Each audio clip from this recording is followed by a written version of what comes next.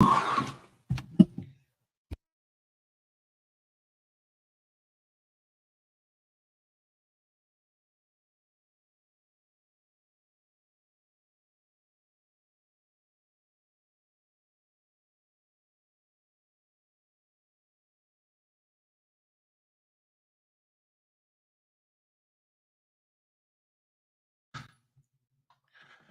right. Had to redo my microphone there. Check one. Yeah. All right. We good. We good. I'm literally just getting in. Ain't even take my top off yet. I appreciate y'all being patient with me. I really, really do. Oh man. Today been wild. I had to take care of some last minute stuff for my wife. So got all that taken care of for her. And now I can do this because I had to get her taken care of. So yeah, I know, man. Late, but I was nibbling on my fritter. Ain't much left of it. And see, once you start working past 5 p.m., then I can get your fritter because you, Oswald, don't be wanting to work past 5. And fritter is for people who work 24/7. So you're gonna have to step it up if you want a fritter. Fritters ain't for the faint at heart. You gotta really have your stuff together to be in a fritter club. All right, what's going on, Leo? Good to see you, my man. What's going on, Tanya? Ooh wee. Yeah, yeah. I know, man. I know. Wasn't trying to be late, but I'm here. I'm here. I am here. Yeah, he sure don't work past 5. Ah. Whew. Okay, I got my water. I got clean my glasses off. And then it started raining out there and everything. So, all right. Let me get my act together. I ain't even gonna worry about putting no music on and all that good stuff. All right. So here's some ground rules. So the goal tonight is to give y'all what y'all been wanting to hear from me. Hold on. Gotta get my camera just right. There we go. Okay. All right. There we go. Good evening. There we go. All right. Make sure my camera's right. Got my fellas in the background. All right. Let's get my banners going.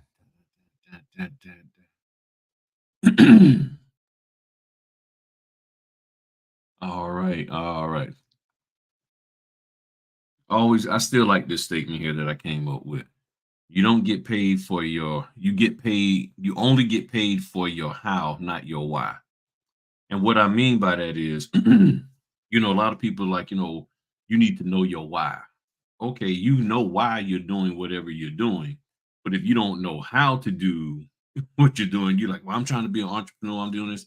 But you really get paid for your how well you do it, how often you're on time, how complete you are, how fast you are, how efficient you are, not why you're here, not why you want it, not why, not why, not why.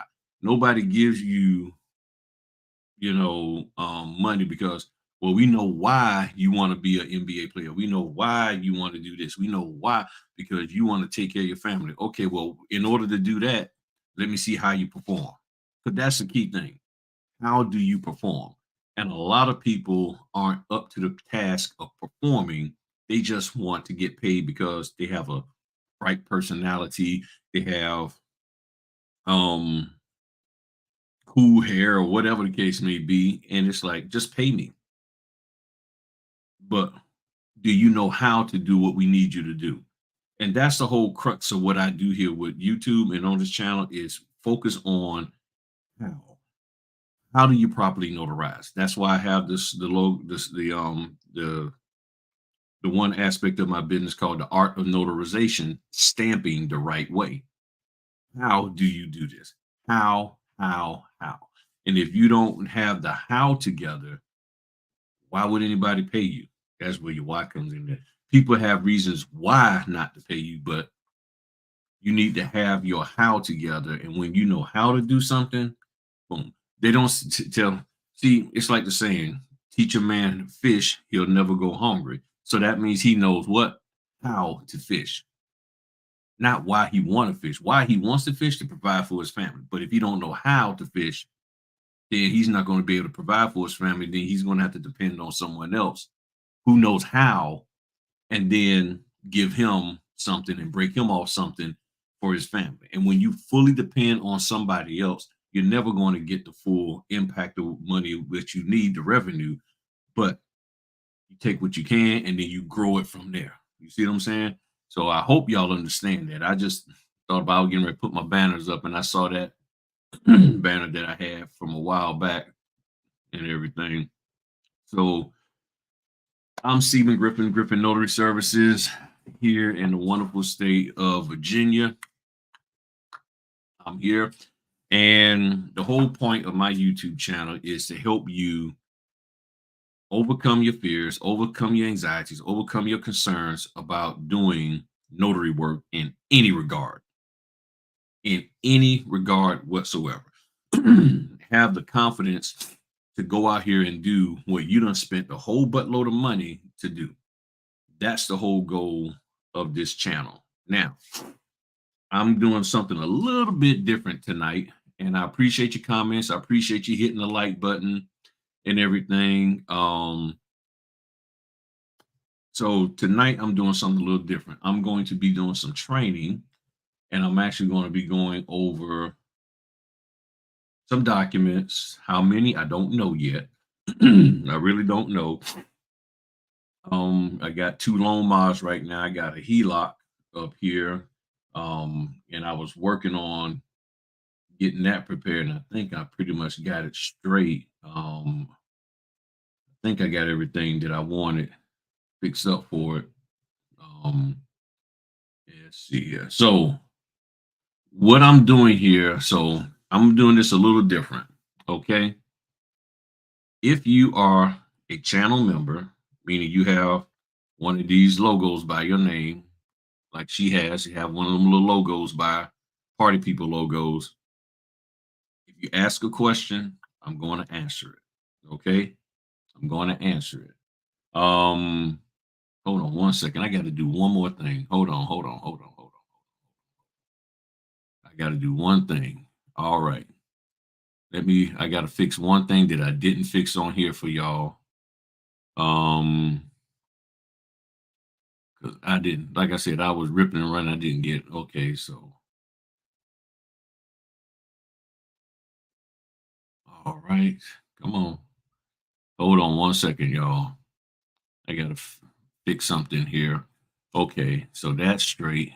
And then what else? What else? Okay.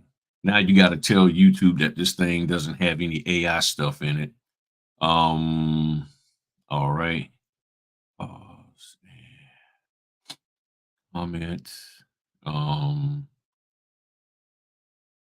okay. All right. So make sure my comments on for everybody. And what else? I think that is it. I think I got everything straight. Let me put my tags on here because, like I said, I forgot to do all of that stuff. I needed to take care of some stuff for the wife. And then I'm going to need y'all to do one small thing, which is refresh. Then I'm gonna need y'all to refresh your YouTube channel. Refresh this here, so maybe hop out and hop back in real quick so that y'all can get the full effect of everything we gonna do here tonight and stuff. So hit the refresh. If you're on your computer, just hit the refresh. If you're on your phone, hop out and then hop right back in. So we can make sure everything is straight. All right. And then those who are mods, if you see somebody doing some crazy stuff, just boot them out. Talking smack or coming up with something off the wall, just put them out. just put them out. Okay. So if you are a channel member, you have that logo. Now, how long you stay a channel member is up to you. You want to, um, be a channel member for just a month, but then that's fine. But the channel members, if you ask a question concerning these loan docs and stuff, I'm going to answer it. Now, here's something I'm going to do different, and it might tick some people off. If you are not a channel member and you ask a question, submit it via super chat. How much you give on a super chat, that's up to you. I'm gonna do like the other YouTubers do. I'm not gonna answer questions unless you do a super chat. Now I'm doing this for a reason. I'm doing this for a reason because a lot of people have spent time and effort and money with all these other trainers and they don't get any value out of them. And I know y'all get value out of what I do here. So I want to see how engaged people are. Okay. If you got questions and you're not a channel member, you can submit a super chat with your question. Now you submit a super chat without, if you submit a question without a super chat, that's what you get. Okay. Now I understand. I understand. You might get upset. Now, if you a mod like Notary John, he's a mod, so he can ask. He's not a member, which I don't know why he's not a member, but he can ask a question. If you're already a mod or a channel member. Now, whether you stay in here like, oh man, forget you, Griff. That's on you. Now, for those of you who are watching the replay, feel free to hit the super thanks, ask your question. I'll be glad to answer. I'm just trying something new here just to see. Y'all know I'm not the guy who sit here like, give me money, give me money. I'm not this, and it's not even about money. It's not even about money. It's about showing value or showing appreciation for what you're getting. Okay. And y'all know where I'm coming from. Those of you been around Caprentice and all that, Dorinda, y'all know where I'm coming from. So we're gonna see how this works. Now, if you have no questions, that's cool with me. Okay. So let me pull my thing up. So here's what the big deal is. With this business, a lot of people are really hyped up and they come in, and even you guys signing company owners are saying basically, you need to explain the whole document. You need to explain every line of the CD. You need, if you can't be a notary signing agent, loan signing agent, unless you have something to say or articulate something about the documents. Okay. That's what they say. As I've always stated, what does your state law says? If your state law supports that, then cool. The other thing is, I've asked this question multiple times and I have not gotten a solid answer, which is what training out there, or in other words, what one training out there, what one training is out here that can prepare us to do what we need to do. And everybody tells me emphatically zero. There is no training out there. Okay, no matter who you think of, there's no training out there. You ain't got to type the people's names in and none of that stuff. There's no, there's nothing. Okay, there's no one training that can prepare us to do what we do. And the reason why I'm saying that is because many of you have experienced last minute signings. As a new notary, you'll get a notification for same day signing. Let's go. And you don't have time to prep the documents, review nothing. You just got to go. Or they say, hey, the signers already have the documents. They need a notary. Go. So nothing is out there that prepares us for last minute signings, let alone truly articulating the proper knowledge to the signers about the documents so that they feel comfortable. And the premise is that we need to know these documents because the title company and the lender are not properly informing the customer about what they're going to be signing. And to a small part, that is true. They might not be sitting there with them line by line. However, most of them, if not all of them, do provide the signers the ability to do what? See the documents ahead of time. And if the signers choose not to read and educate themselves on what they're signing and the agreement they're going into for this 200,000, 600,000, $1 million house, that's not on us. That's on them. Okay. So that's where I'm coming from. So what I decided to do was to go over a couple of documents, possibly to squash some fears, maybe to answer some questions and to show y'all This is what these documents are, because everybody's like, I need the sample documents. I need to see the documents. And as I've always shared with y'all, one of the concerns about that is with there being 22,000 different title companies, I'm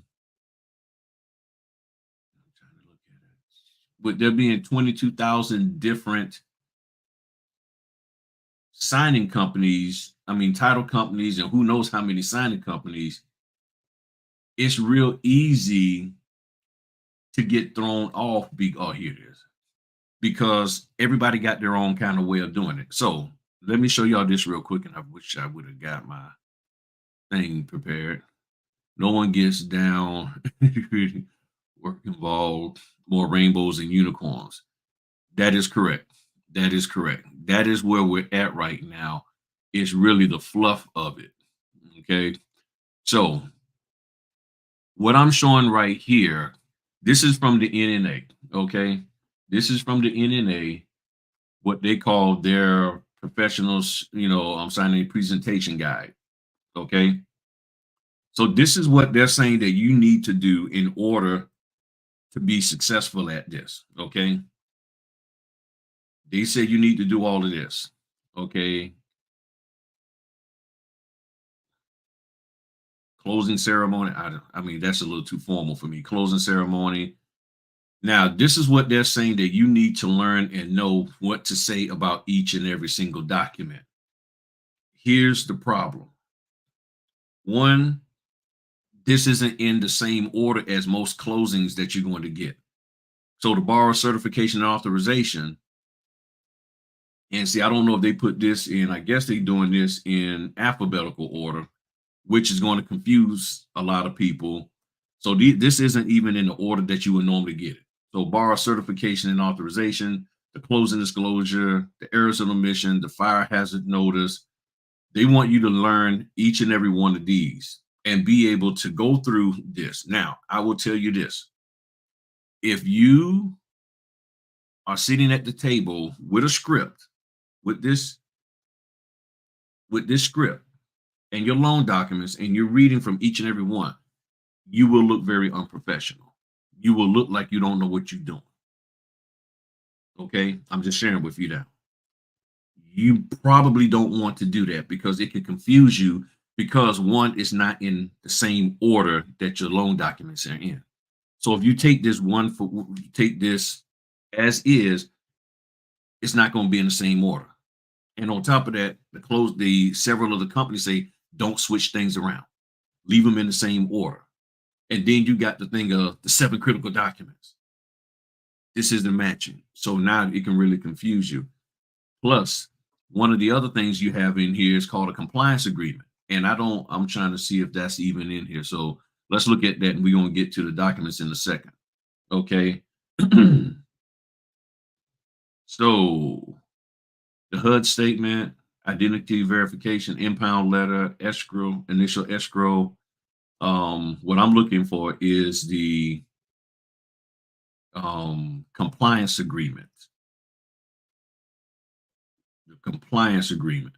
So that is a huge thing. The compliance agreement, I don't see that in here.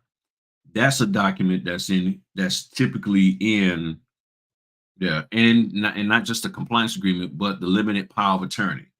So that's not even outlined in here.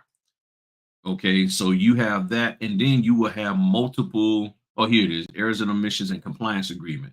But here's the thing: you will have multiple versions of this. You can have up to 4 versions of this in one loan packet.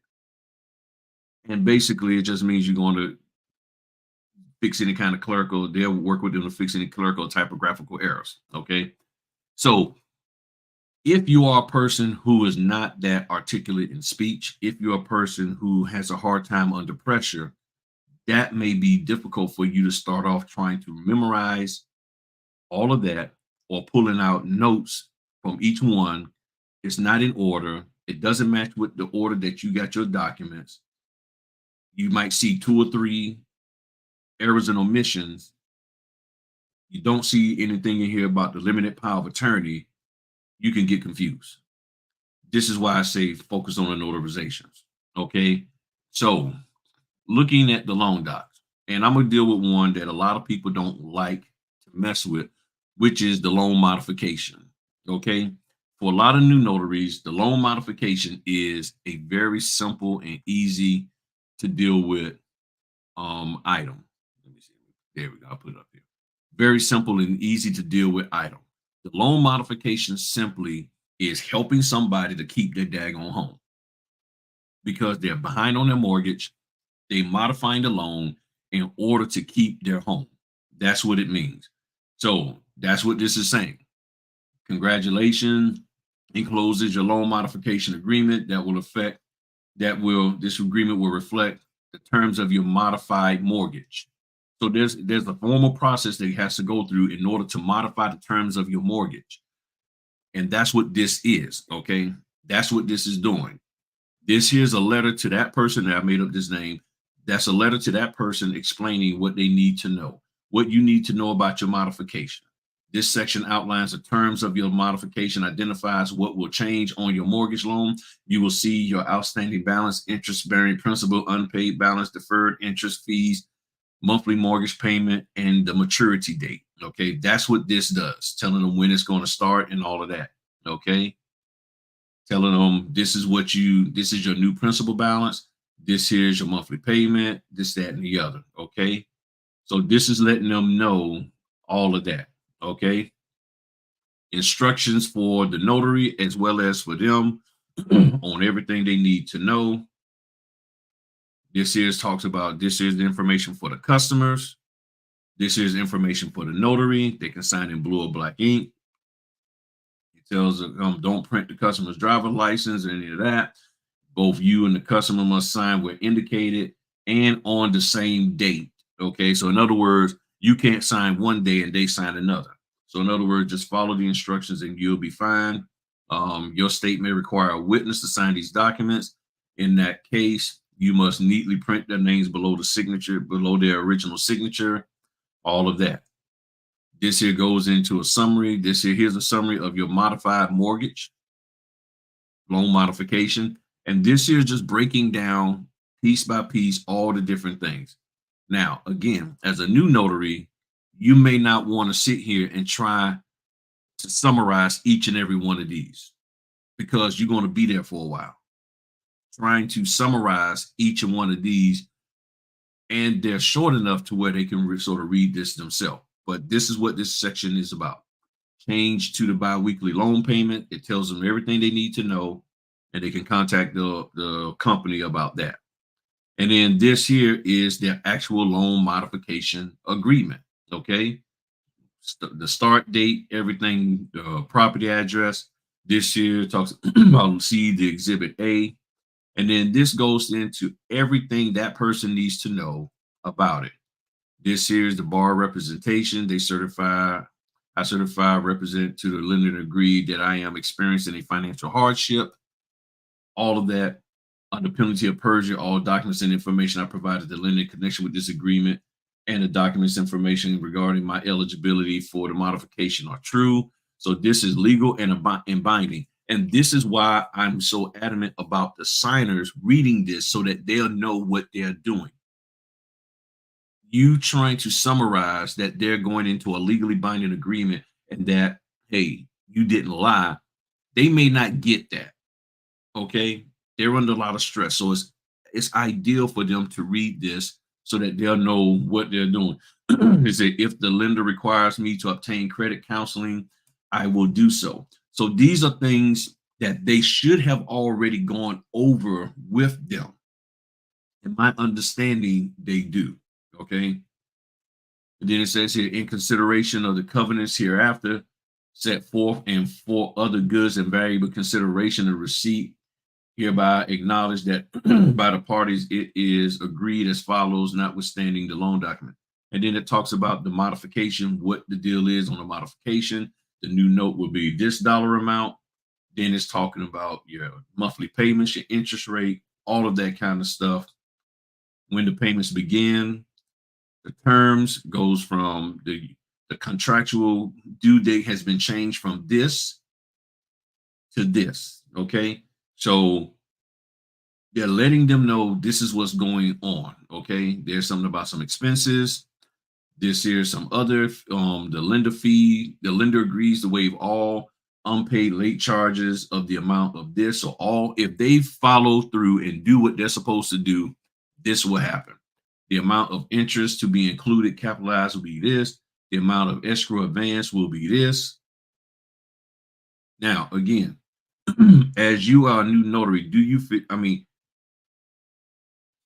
trying to you educate them or comfort them into being, you know, comfortable about going into this, and you're trying to understand the terms and stuff yourself, could be difficult, especially if you never had a home, you never been in a situation like this. It can make it a little difficult for you to find the right words to say to explain this to them, especially if you're not understanding it yourself.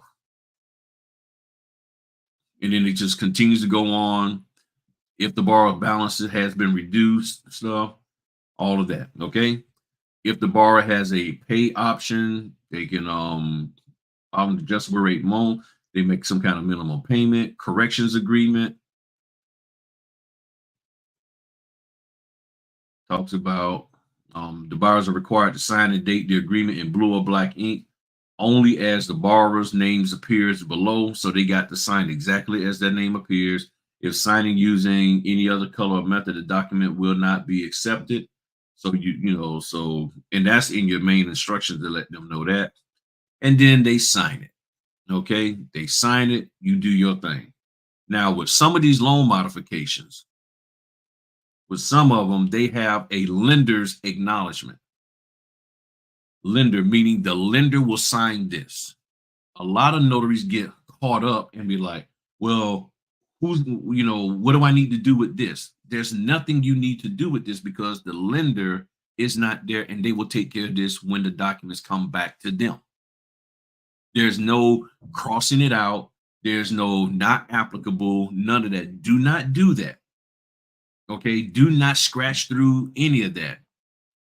None of that. Don't do that whatsoever. And members, if you got questions, feel free to ask because I know some of you new folk are members that haven't may not have done this before. And let me stop for a second. I know many of you have heard in all these Facebook groups that notaries say they don't do loan modifications. And the reason why they don't do loan modifications because they don't feel that they pay them enough. This is only 19 pages. Coast to Coast is the loan modification guru, okay? And they typically pay $30. It's that simple. They typically pay $30. But guess what? If you do 10 of them, you just made yourself $300 for the month. Okay. So it's completely up to you whether you do it or not, but it's helping somebody to keep their home, which means if they can keep their home and get on their feet, guess what happens? They might refinance or they might sell it, which then garners you more money. As a notary who's doing the closing on that refinance or on that sale. Ideally, you don't want their home to go into foreclosure. You don't want that to happen. So that's why I do the loan modifications as much as I can. If I got time to do one, I will do it. And then the cool part is, especially if you're doing with coast to coast, you actually can with coast to coast, you actually can schedule, you got 7 days to get it done. So that means if you get it on a Monday or Tuesday, you can say, hey, I'm available this Saturday or Sunday and meet with them on the weekend while you do everything else and knock out 3, 4, 5. So you look at, you got 5, 10, 15, and you got 20 of them. I mean, that's what, about 200 some dollars or 260 or something like that. I forget. But you've made yourself some money. Whereas if you don't take them and nothing else is coming in, you're not making money. Because remember, the number one goal of being a business owner is to what? Bring in revenue, because you're already spending money on all of these Facebook groups and all these other courses and all of these mentors and all of this planning for these notary get-togethers. Well, you need some kind of revenue coming in, and if you don't have revenue coming in, you're going to it doesn't make sense. You're not going to be considered a business. So that's why it's important. And again, if you're a channel member with the logo by your name, feel free to ask a question. If you're not a channel member, we'll use Sandra. No logo, just hit the super chat down there and ask your question. Whatever you decide to give for a super chat and ask your question, then I'll answer it. All right. If you don't ask a question, it's okay. So let's get back to my thing here. So the lender's acknowledgement is just for the lender. You don't have to do anything to it. You don't have to sit here and line through anything and talking about you don't have to do any of that. You don't do that. Okay. Please do not do that. And the same thing goes if there's any other kind of acknowledgement on there. And then this here's exhibit A just talks about the property itself, the legal description of the property. And then this here's notice of no oral agreements. Just basically means there's no oral agreements between the lender and the signer. And that basically any kind of agreement should be in writing. It should be in writing. So it says this written loan agreement represents the final agreement between the parties and may not be contracted by the evidence of prior contemporaneous or subsequent oral agreements of the parties. Therefore, there are no oral agreements between the parties. So, in other words, if your loan officer promised such and such, but it's not in writing, they're saying when you sign this, you're saying any other oral agreement is done. It's that simple. Now, here's the question that I ask people all the time. Why can't the signers just read that and comprehend that themselves and understand what that means? Okay, that's the question. Because again, they're saying, let me put it to you this way. What I've been told is that some title companies have said to me in the past when I first started, they said, we're all adults. You're agreeing to come into this agreement. You should read it. It's your responsibility as a home buyer to read whatever you're going to sign. So therefore, read it. That's their viewpoint. And remember, notaries are supposed to be neutral. So our job isn't to influence somebody to do something that they're not sure about or to stop somebody from doing something that they really want to do. So even if we don't necessarily like the deal or would do it ourselves, we can't try to influence them to do something different. And I've said that from day one because that's the way I was taught. This is what a notary is. We're unbiased, we're neutral, we have no skin in the game for as whether this person should sign or not, and it should not affect us at all. But the reason why it affects us is because so many companies say if they don't sign, guess what? You're not going to get your full notary pay. Well, them not signing, was it my fault? No, it wasn't your fault. Okay, so then I should get properly compensated. And I will say all notary trainers and stuff, regardless of what they teach and believe in or whatever, most of them all agree that if you went out there to do it and it's not the notary's fault, then they should be paying us accordingly. Why won't you pay us just because they chose or somebody else made a mistake with the numbers? Okay, well, no, you ain't getting paid. You see what I'm saying? So what does that do? That puts you in a position to where I need to make sure this deal gets done. So what? I can get paid. Not necessarily so that person can have a home, the home of their dreams. It has nothing to do with that for most people. It's I need you to sign these papers so I can get paid. Now, whether anybody wants to admit that or not, that's a different story. But that's really, in my opinion, one of the driving forces. Because think about it. You do, let's say you're doing 20 signings a month, but there's 7 of them every time you turn around that you're not getting paid for. And maybe had you said something to the signers, maybe had you nudged them just a little bit, they would have signed on the dotted line and you could have got your whole fee. That's a motivator for notaries to step outside the bounds of their state statute. Any thought? Now, y'all can comment. Feel free to comment. So, even though I say about the question, feel free to comment. If you got a thought or whatever, feel free to comment and everything. So no oral agreements, errors and omissions and compliance. Just basically meaning that you're going to cooperate. Right here it says the bar will cooperate in the correction of any clerical errors made in the document or agreement, dot, dot, dot. That's what it's saying, okay? That's what it's saying. So that's all this means. The borrower agrees to comply with all requests with the lender within 30 days. So this is why it's important for them to read this for themselves so that they'll know what they're signing. Now, again, hopefully, if you decide to surmise this for them, you'll cover the important points and make sure that it is clearly communicated to them. And you have to make sure that you fully understand this before you start saying something about this. Okay. You really need to make sure you understand it because remember, as one notary said, well, we're the only person that they meet in person. And guess what? We're the only person, we're the person who they're going to hear something from and remember that the last because we're the last person who spoke to them. If we're doing this, sharing stuff about the document, we're the last person whose voice they heard before they signed on that line. And if they feel that they signed on that line because we encouraged them to, we somehow made them feel more comfortable to, and then later on they look and realize, wait a minute, that wasn't explained to me. And here's the thing that you have to realize. Just because they're nice at the table on that day don't mean they will be nice when they realize they shouldn't have signed in the first place. When they realize the numbers weren't right. When they realize the deal really wasn't the way they thought it was. And then you're the last voice they heard. You don't want to be in that situation. I don't want to be in that situation. So you have to be careful and mindful of that. Okay.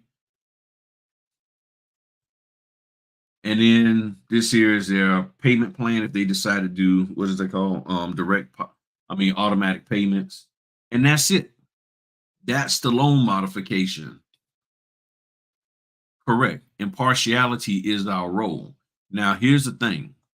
My question is this: when did it become proper for the notary not to be impartial? And you have to make sure you understand what impartiality means. So, matter of fact, come to think of it, let's go ahead on and look that up so we can make sure because this is a part of the training.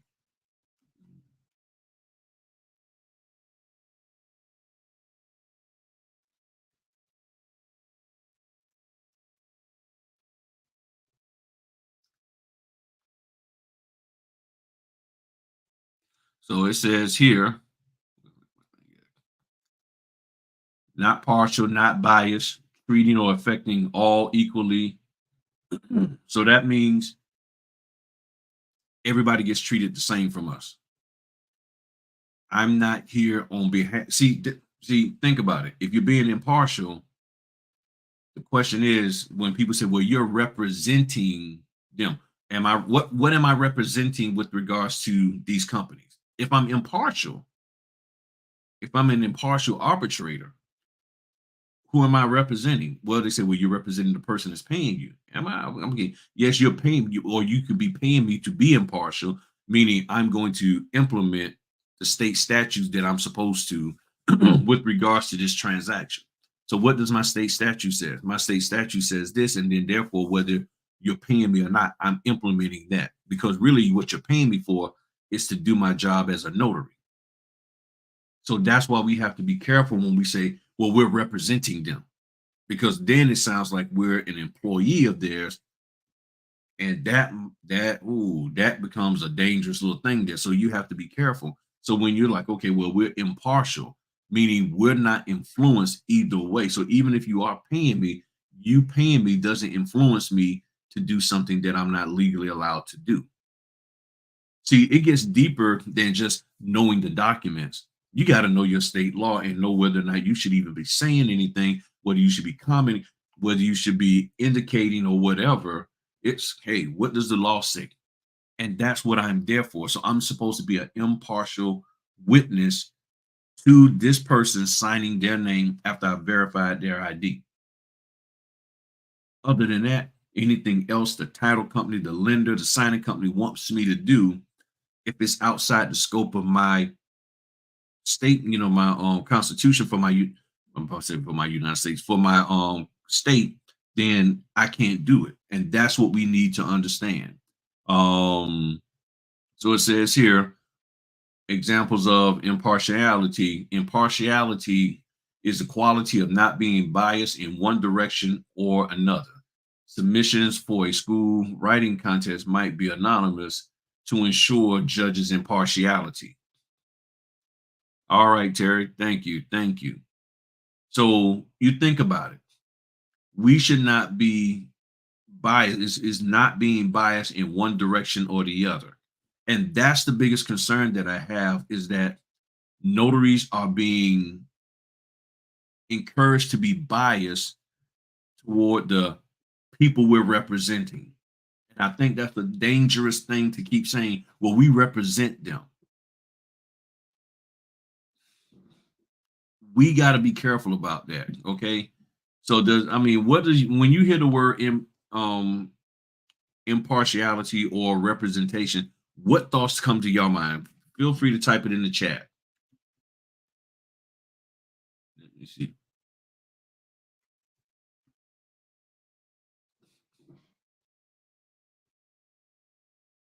Okay.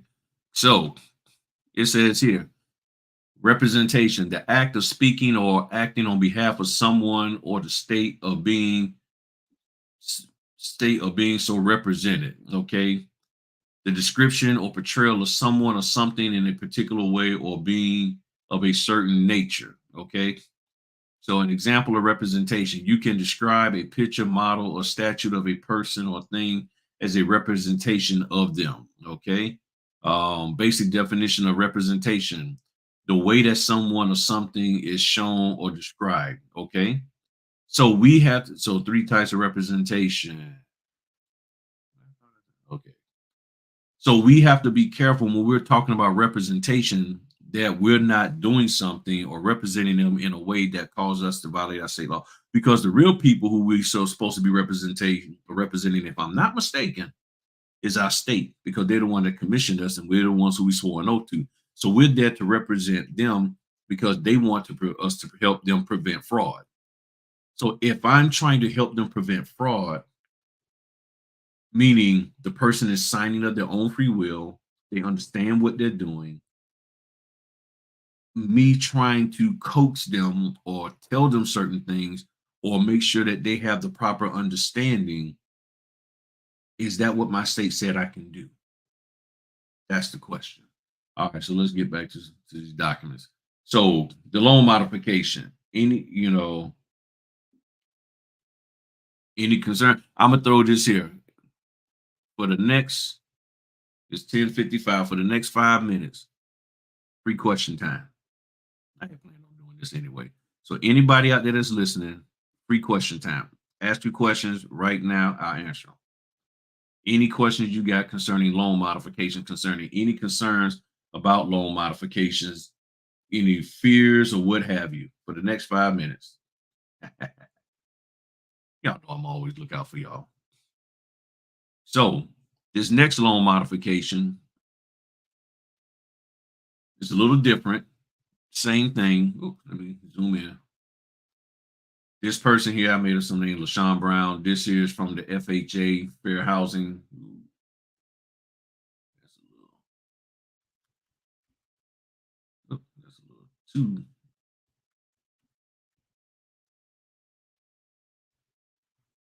All right, there we go. So this is the same thing. Talks about their new principal balance terms and stuff that they should be aware of.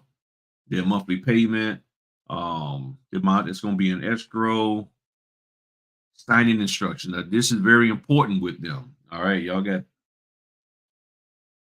4 minutes on your free question time. So it says ensure that all documents. They said, the both sets, because a lot of times they want two sets done. Talks about any kind of alterations will make the documents invalid. So right here, any alterations will make it invalid. The notary and stamp seal should never be placed within the right margin, like right or left margin, so on the sides, all of that. The notary stamp must show the completeness of the seal and expiration date. There can be no alterations to the stamp or seal other than writing their expiration date when not present. So, in other words, if your expiration date is 2021 on your stamp, you should not be crossing that out and adding 2027. Okay, some other date. You need to get a stamp that has it on there. Then it goes on to says here, notary, please review the documents for accuracy. The date of the notarization must match the signer's date. The notary must sign the signature line for the notary paragraph. The notary may apply their stamp or seal in the proper area of the section. Here's what they need to know from the co-borrowers. Basically, they need to sign their name as it is. So basically, if the text below the signature line says John W. Doe, the signature must be John W. Doe, not John Doe, not J.W. Doe. Or if it reads John W. Doe by Jane W. Doe, attorney in fact, it should be that as the signature. And then this here is the most important thing right here. It says, I'm gonna have to zoom in because that's a little smaller. My bad, y'all. It says if the affidavit is if the affidavit is enclosed, the borrower must sign the form required for the state, this, that, and the other. And I think that is it. Yeah, that is it. And then here's the loan modification agreement. Same thing. It starts on this date, it starts on that date. All of the things that they need to know, the amount of the unpaid balance, they're amortizing it, and then the amount of interest being amortized, all of that. Okay. So it's the same thing, just a different company, laid out a little bit different. Okay. And then they sign. Okay. They do their signature, you do your notarization. This one has the group of people sign it and date it, and then they have the notarization for them. And you can tell, I like that.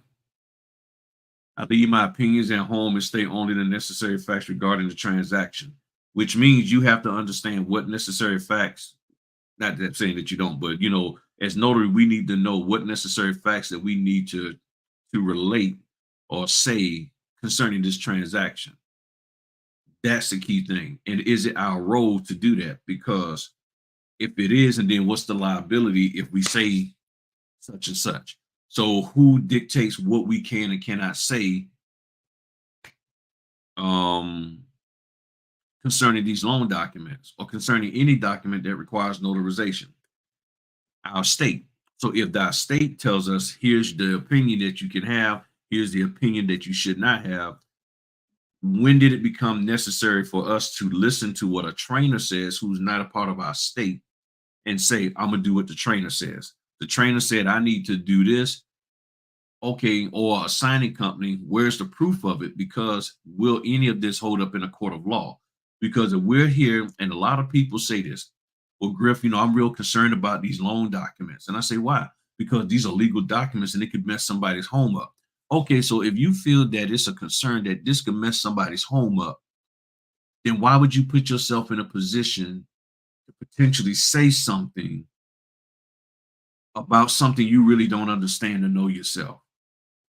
And again, what training is out there to properly prepare us for this? Because we know there's no training out there really outside of what I've done on YouTube for loan modifications, and maybe outside of, they say, coast to coast and myself and maybe one or two, couple of other people out there. Because most notaries say, well, I'm not doing a loan mod. You ain't paying me enough to do a loan mod. So why would there be adequate training if they don't want to do it? So that means you're going in there unprepared. Same thing with reverse mortgages. Who's doing any reverse mortgage training? Hardly anybody. If anybody, I've done the training on there. I got a whole video on reverse mortgage.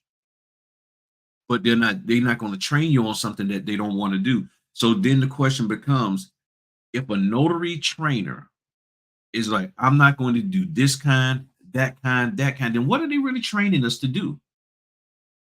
You see what I'm saying? The notary should check for accuracy. Accuracy is Accuracy of what generally? Accuracy of making sure that the person signed the right way in accordance with the instructions, dated in accordance with the instructions, initial in accordance with the instruction, that your notarial certificate is what it's supposed to be for your state. And that's it. That's it. That is what our role is.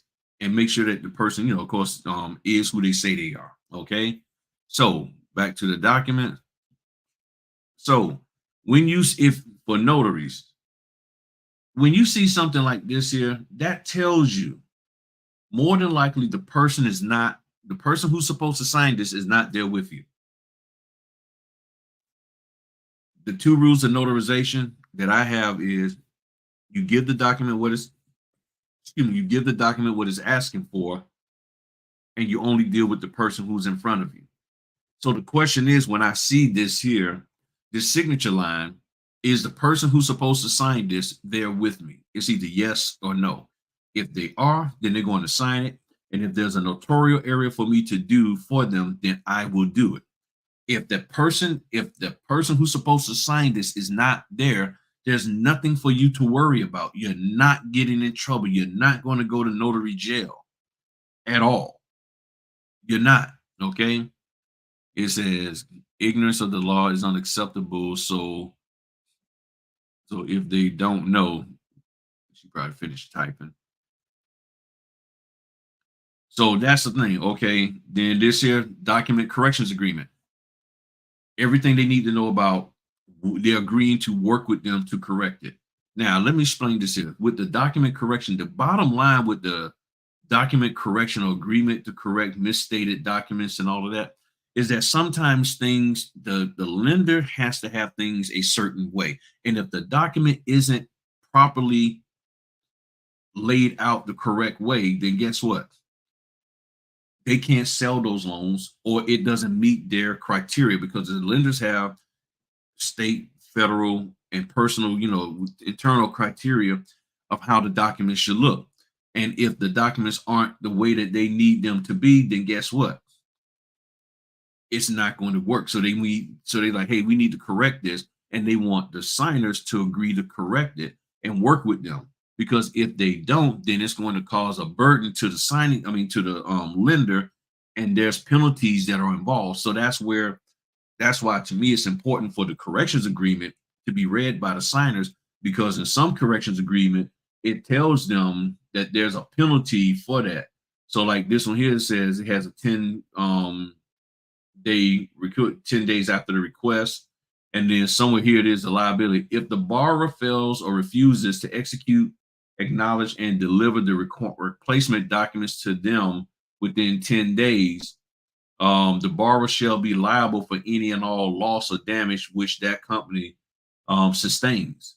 So to me, that's important for them to actually read and understand that if they don't do this, if they don't comply with this, they're going to get hemmed up financially. Okay. They're going to get penalized. And then this is the loan modification agreement. And this is 25 pages, but most of it is this agreement, 9 pages of it. And then this is everything that they're agreeing to. So to me, if they want to read this, I'm not going to stop them. But here's the cool part. With most loan modifications, they've already read this. They've already been gone over this with their loan officer. And then here, what are they doing? They are signing, doing your notary part, and then you're doing this again. So in other words, there's 2 modification agreements in this loan packet, and you got to make sure both of them are signed and done correctly. And again, you can clearly see, oh, the vice president of Nation Star, no, they're not there with you. Okay. And then it goes into, again, the corrections agreement and all of that. And then the UPS thing. Oh, I took that out. That's it. Okay. That is it. Hey, what's going on now? No problem. No problem at all. So that is, for the most part, it. Okay. On the loan modification. These are very simple and easy to do. And the reason why I like them is, the number one reason is because it's helping somebody to stay in their home. 2, it really tests your skills and forges your ability to pay attention and follow directions, because they want things signed a particular way and done a particular way. So if you can prove that you can follow directions on a loan modification, I see no reason why the signing company won't give you an opportunity to go in there and do more of other types of work. But if you can't do a loan modification correct, if you can't get them to sign it correctly, if you can't do your part correctly, then it shows that you might not be competent enough to do a refinance or any other type. So that's why, to me, it's very, very important that you get out here and do something. And doing a loan modification is a perfect way, in my opinion, for you to show that you understand what a notary is supposed to do. It's simple, straight to the point. It's not a whole lot of fanfare. Sorry about that. Keep me to drink some water.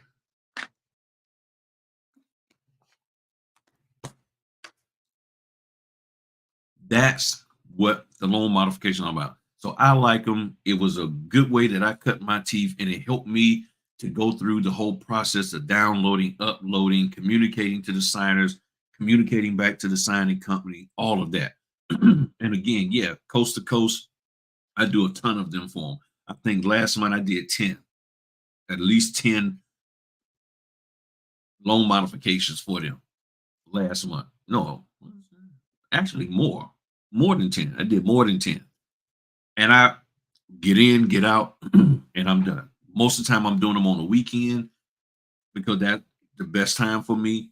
And I have not had any problems whatsoever doing them. Okay. I think one time I had a, a trip fee for going out because something came up and the order got canceled while I was out there. Other than that, that was pretty much it.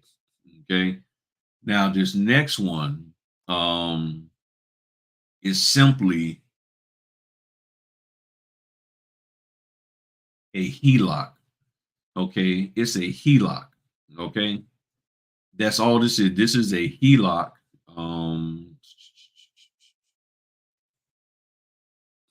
Home equity line of credit. It says I have done loan modification. Yeah, they are very easy to do. They are very easy to do, and I'm telling you, this is, to me, this is the number one way that you can prove yourself to a signing company. The debt settlements, but you do a loan modification because everything that you're supposed to know how to do as a notary is in that loan modification. Verifying the ID, making sure they're competent and willing to sign, make sure they sign, date, and stamp where applicable, and then you do the proper notarization on that document.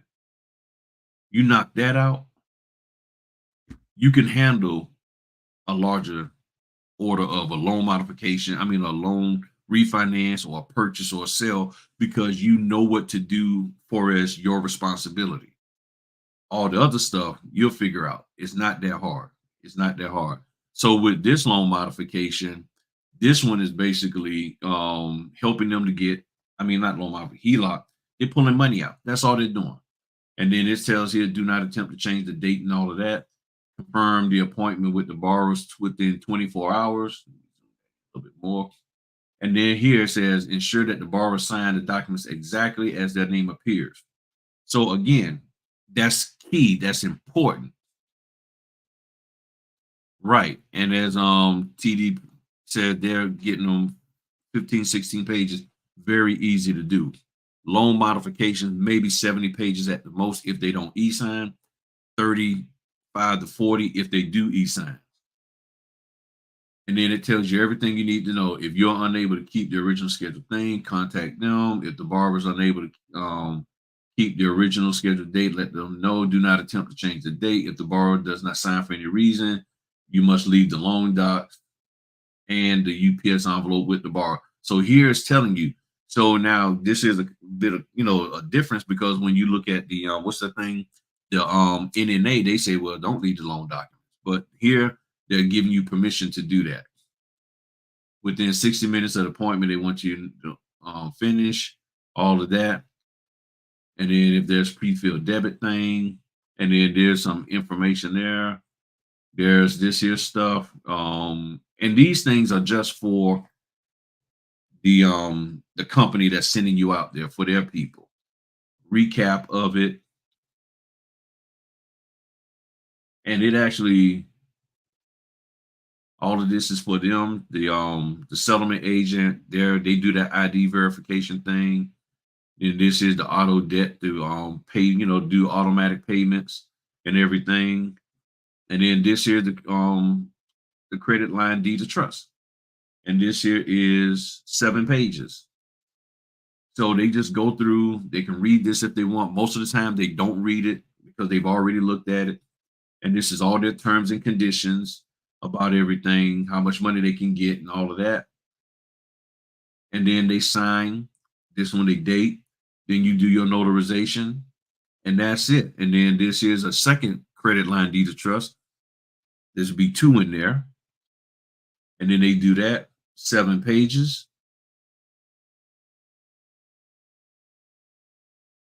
And then you do the notarization, sign the date, and then the right to cancel. Of course, you let them know here's when the cancel date is. Don't, sign here if you're not wishing to cancel. And then they do their thing. And then in this case, they got 3. Now the question becomes, should there be 2? Should there be 3? How many you leave with them? Ask the people who hired you, or primarily the title company, just to make sure. I don't like telling people do it this way because each company is a little different, and some will say they need to sign all 3, and then you leave 2 with them, or leave 1 with them and then send back 2. It changes.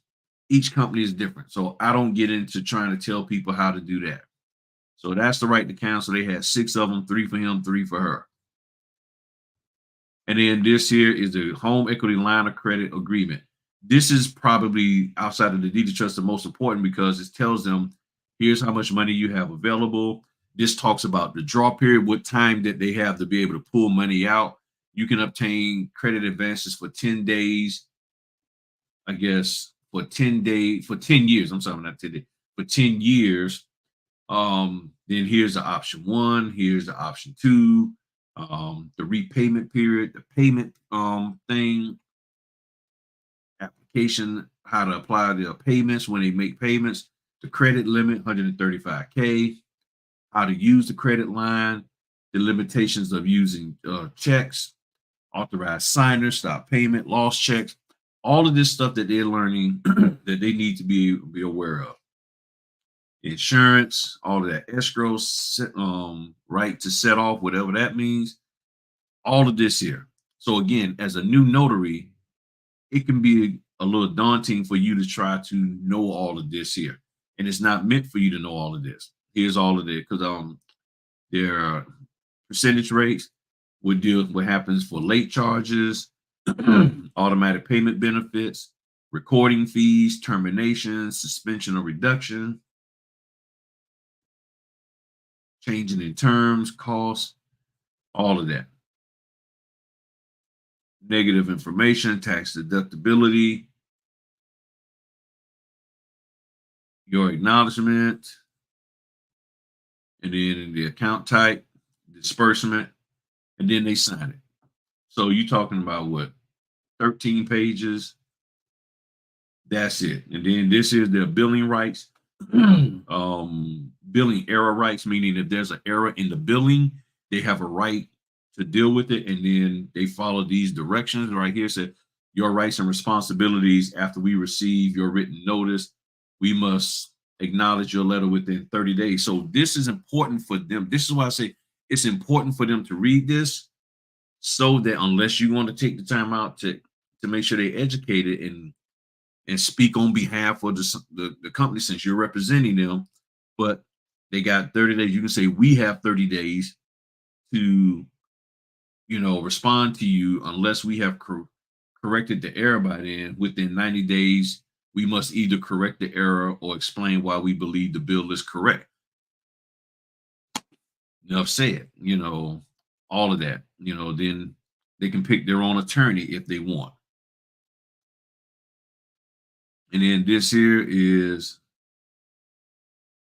this is just saying what the security instrument was, and that's it. I mean, and then the rest is just some other stuff, instructions and things of that nature. I think for the 4506C. All right, I'm gonna open it up right now for any question. No charge. I ain't gonna charge y'all.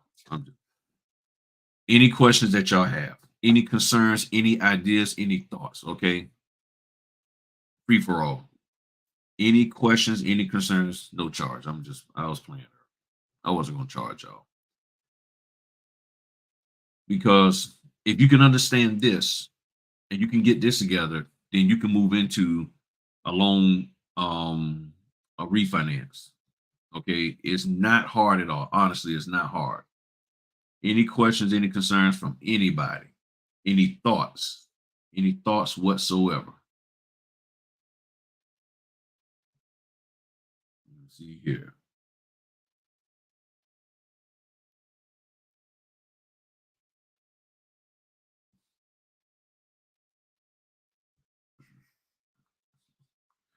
Um, that depends on how you plan on rolling. What other insurance outside of E&O you should have, that depends on how you plan on rolling. Okay. Because there's a company called ER Monroe, and they say that if you're going to operate basically as a signing agent, a loan signing agent, you need to have other info, you need to have special insurance for that. So let me see, let me pull something up.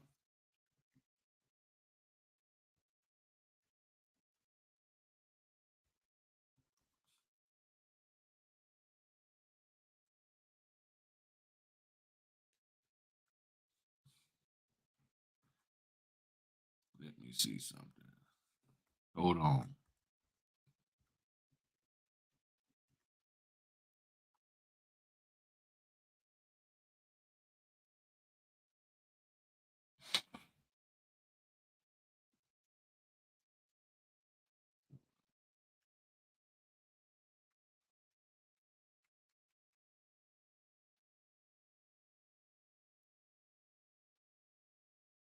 Hold on. Let me do a sidebar here to answer this here question.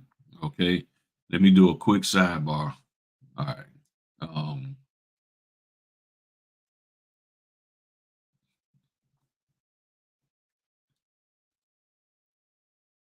hold on. Let me find it. Um, all right. I'm supposed to be showing y'all. All right. So this is the company ER Monroe. And down here it has E&O insurance for notaries. Okay. Notaries error and omission insurance. And they're saying notaries errors and omission insurance is not enough to protect you. Okay. That's essentially what they're saying. Um, and they said we offer notary liability, this, that, and the other. Um, but what they're basically saying is that, and I wish, where is it? Let me see. So this is their signing agent errors and omissions. And here's the thing right here. They're saying you need to have their insurance.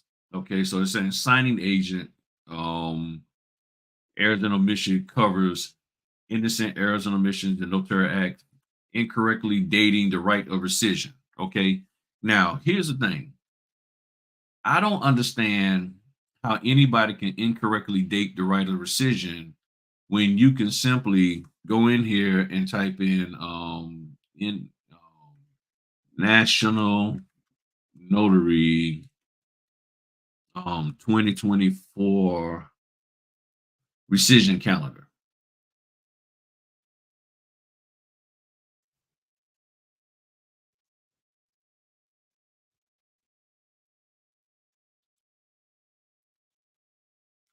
Going around the world to get to it.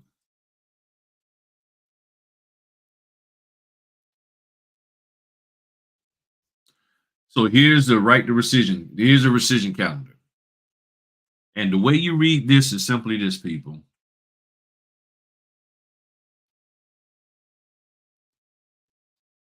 This is the date, the 8th. It ends on the 4/11. The 9th, and that's when it ends. If it's Wednesday the 10th, April, then it ends on that date. That's simply it. So if you're doing this incorrectly, that's a problem because you have the rescission calendar in Notary Assist, Notary Gadget, and the NNA. So there's no reason for that. Missing initials and non-notarized signatures, you just go back and fix it.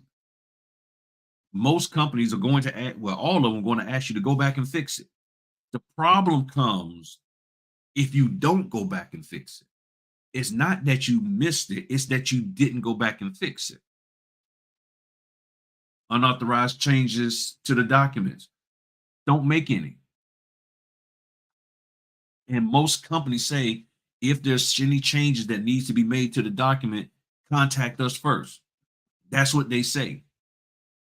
Negligence of the signing agent to complete the documents in a timely manner. So now here's a question. Here's a question.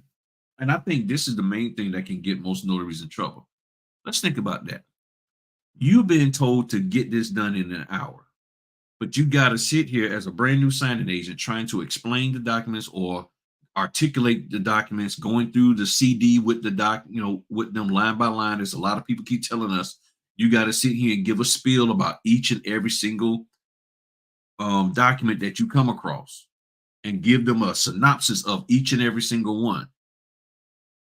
Then you're sitting here scrambling trying to figure out what to say about the ones that are not in your script that you come across, because there's nothing out there that says the documents have to align and match with your script and only have those documents in there. There's nothing. So you see documents that have nothing to do with the script. It doesn't match at all. And then you end up being there for 3 hours.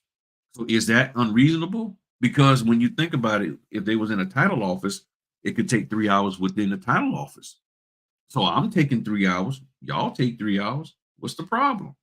And then what is deemed as negligence for completing the signing in a timely manner? What is a timely manner? And if they're saying an hour is a timely manner, now the question is, what are you going to do in your business to ensure that you get this done within that hour? Then it says here, slow return of date sensitive documents. Well, we know that there's notaries out there that will not ship the documents. They will hold on to them. They're told don't take them to Eckers and Walgreens and Walmart, but you do it anyway. So here's the thing. It's about following directions. If you follow directions, if you follow directions, how could you have a problem here? How? That's the question that I have. How can you have a problem with this? Because this is what they're saying. They're saying if you're going to have issues in this realm here, you need our insurance. How do I prevent? What do I need to do to not go down that road? That's the question. And nobody's out here talking about that. Well, I am, but I don't hear a lot of people. All you got to do is take your time and think. Any other questions? Any other questions, people? Because I was just playing with y'all about paying for questions. Just messing with y'all. So I'm not saying that you can't have, you can get whatever the heck you want. You do whatever you want. You get whatever you want. But the question remains, how do I not, what do I need to do so there's no slow return of date sensitive documents? That means if you got a closing on Monday, you don't ship the documents till Wednesday. That's slow return. Especially if you had an 8 a.m. signing and you don't ship the documents till Wednesday, that's a problem. Even if you ship them on Tuesday, that's a problem because you could have dropped them off on Monday, but you didn't. So now you delayed this. That's the problem. But then here's what's interesting. You know what it doesn't cover? The lack of scan backs. Because now it doesn't say specifically scan back, because see, it's slow return of date sensitive documents. Does that mean it covers you in case you decide not to scan back? Hmm? I mean, think about it. Does that cover you not scanning? Because a lot of notaries say, what? I'm not going to scan. Or a lot of notaries say, oh, I would scan, but you got to pay me extra. And you're holding the whole closing up because you haven't. Now, I know I get so busy that I can't immediately scan, but I keep them informed of it. So, like one time this week, I had to just take a couple of pictures of, or was it last week, of some of the critical documents so that they'll know because things the signing wearing 2 hours. So I was running late for my next appointment. So I had to clickety click real quick, take a few pictures, upload those so they could get the stuff funded. And then I went back and scanned the whole complete package. So the question is, what is it? Where am I being slow at? What am I caught? Where am I causing some problems at? Have you experienced or what have you done when the signing service is unresponsible and you have the loan package, a upload system is not working? The only thing you can do with don't email it because they may not have their email system may not be secure. Just document, document, document. Just find,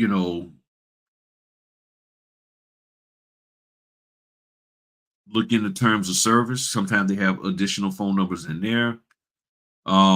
Maybe you can go to the CD and call the lender or the title company, probably the title company off the CD and say, hey, I'm trying to upload the documents, but the portal's not working and such signing company has not responded to me. And then they go and contact them like, hey, chop chop, let's get this thing working. Or they may say, now they ask you, well, yeah, go ahead on and email them to me. And I have had that kind of thing happen where something went wrong. I can't remember exactly what, but I had to email it because they needed them. And normally I will upload them. So that's one way you can handle that. All right. So now, Angela, hopefully that answered your question about the insurance. You said, do you ever go over loan documents? Did you go over the other loan document earlier? Oh no, I just started these here. I hadn't gone over the long ones yet. Haven't gone over the long ones. And that's yeah, having the signing company, you dealing with people that's gonna cut the food. So now let's deal with let me see. Ooh, which refi do I want to do?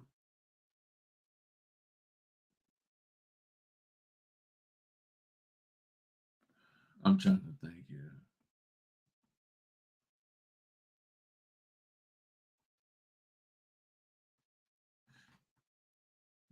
All of them long. All of them long. All right. Let me fix this real quick. Let me clean this off. Remove that. And feel free to ask any other questions. All right.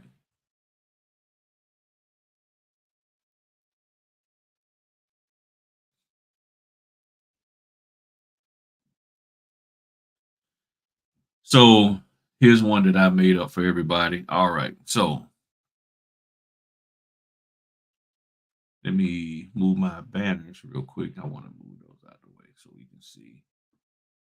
And then, all right, cool. So now I can see everybody's comment better.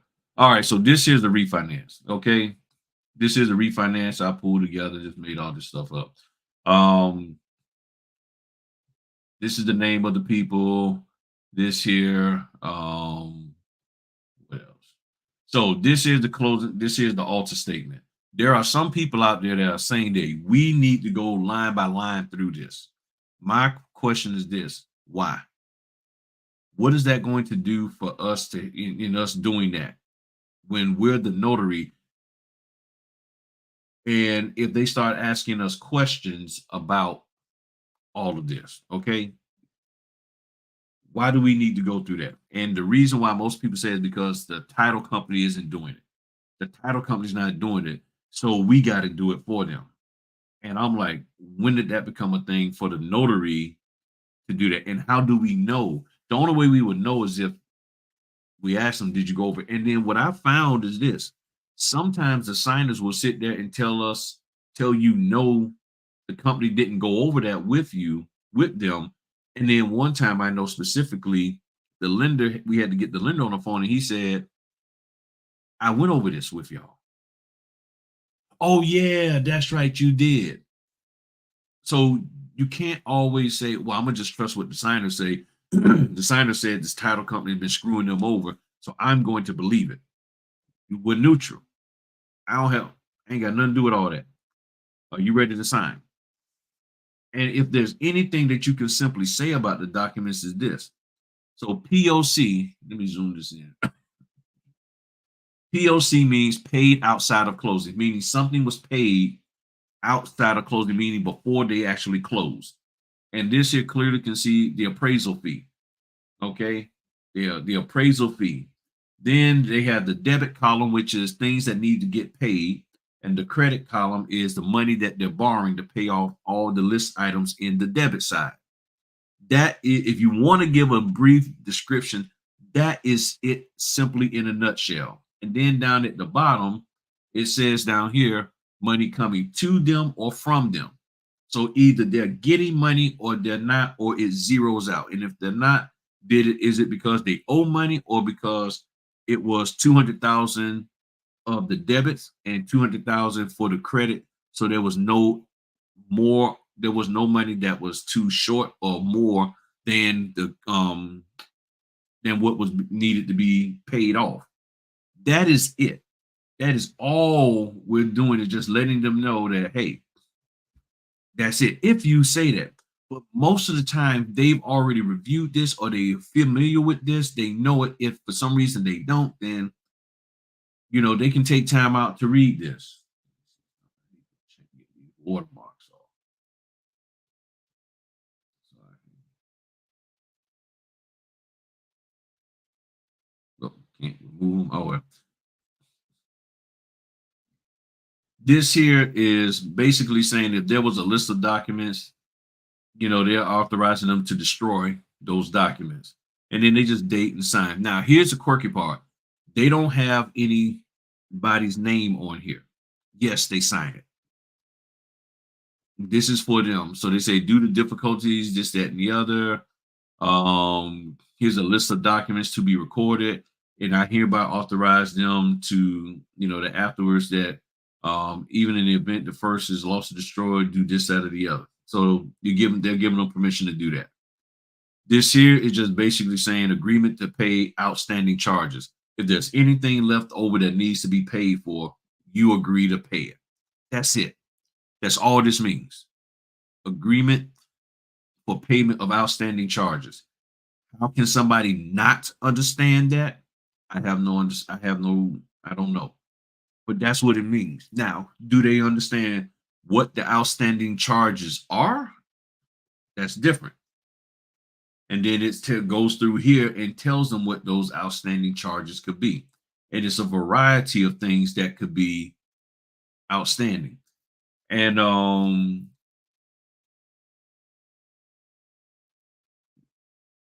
that's it. And then they sign, they put their address, email, and then you do the notarization. Now, they got two types here. One for an individual, one for an entity. You should know what an entity is, meaning a business. If the people you're working with is not a business, then you don't fill this out. You leave it alone. If the people is John, Joan, and Jane Jones, then this is the one you fill out. The one for an individual. Now, here's one of the problems. This here section, right here, this is where you're supposed to put their names at. If their names are too long to fit in here, you may have to add a notarial certificate instead of trying to squeeze it in here, especially if you're not a person who knows how to write small. You may have to add a notarial certificate in order to get their names on there, because you have to put their name in there. Okay. Agreement to disperse funds before recordation of deed and or deed of trust.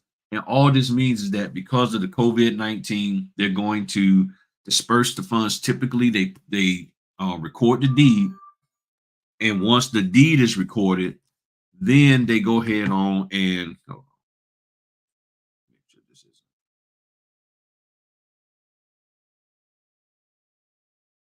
okay. And once they record the deed, then they're supposed to disperse the funds. But because some of the courthouses and things like that are under various protocols, they say, well, we'll go ahead on and disperse the funds, even if the deed didn't get recorded, within the 3 days or what have you.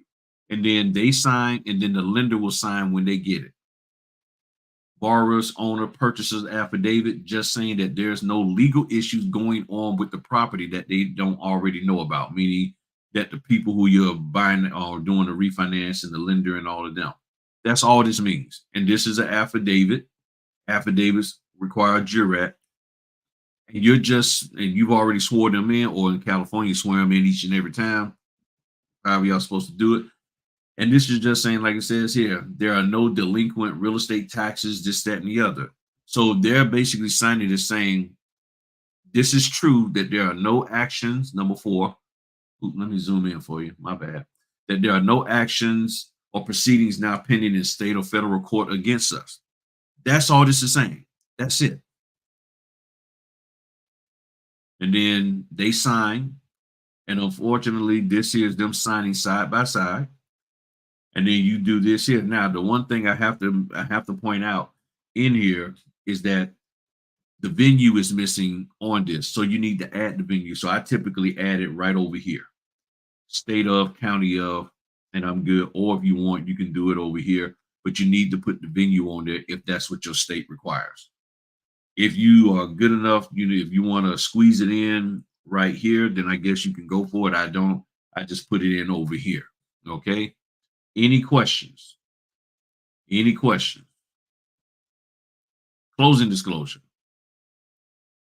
This is the biggest thing that everybody keeps concerning themselves with, trying to make sure that they master this. The only thing I can point out, here's the date issued, the closing date, the disbursement date. That's what people want to know. When do they get their money? The funds get dispersed on this date. I have a 30-year refinance fixed rate loan. It's a conventional one, making sure it's conventional, not VA or FHA. This is the loan amount. This is the interest rate. This is the principal and interest payment. Very simple and easy to understand. And here's the thing. They get this 3 days prior. So 3 days before we come to on the scene, they get this. So if they have not taken time out themselves to read this or this, that, then whose fault is that? Then their payment with the taxes, what they had to pay in closing costs, and then money either coming from them or to them. And when you see this negative sign, if you're like, well, I don't know which one that is, then you go all the way down to page 3, and page 3 tells you exactly what it is. 35,000 coming to them on page, and it's always on page 3. Okay. Now here's the big thing. What most people are trying to figure out how to do in a professional way is go line by line with each one of these here to explain these here fees to the signers. It's clear to see what it is. I don't know what we're supposed to help them to understand, but all of this here. So just like this here, G. All this is making sure that there's money in the escrow account in order for them to have that 2 months no payment. So if they're not going to make a payment for 2 months, there needs to be interest and escrow. I mean interest and the property tax payment to cover for the next 2 months. It needs to be in there. So they collect that up front. That's a part of the closing costs. They collect that up front and they stick that in there so that there's not a deficit. That's simply it. That is simply it. But they should know this because their loan officer should have gone over this with them. And then here's more of a breakdown of various things. And that's it. This section here, Is it this section? No, this section, my bad. This section here throws a lot of people off because they just see these numbers. And then they see this here, this number here, and they start freaking out about this, especially if it is, I don't know if it's higher. Yeah, 3.625. And then this here is, my bad, 3.799. They're going to be like, whoa, whoa, whoa. I just tell them, I say, please read this statement here. And it just says your costs over the term, the loan term, expressed as an interest, as a rate. This is not your interest rate. That's all you got to do. If you're going to say anything, that's all you got to do. And then they sign a date. And then down here, I made up down here, you got the title people, and you can call them if you can't get with the people, you know, the upload, and then they sign it, and that's it. They had the 2 closing disclosures in there. Don't need to go back over that again. Now, when you see this data proof sheet, that is nothing but a whole bunch of instructions. Okay. That's a whole bunch of instructions. Data proof sheet. That's all of this here. Whole bunch of instructions. Then you get down here, instructions to the closing settlement title agent. Whole bunch of instructions. How many? 6 pages of instructions. You just skip through that. There's nothing for you to try to explain. There's nothing for you to try to learn and let me see what's new and exciting. It's instructions for people who aren't you. That's the way I look at it. Instructions for people who aren't me. Any questions or concerns?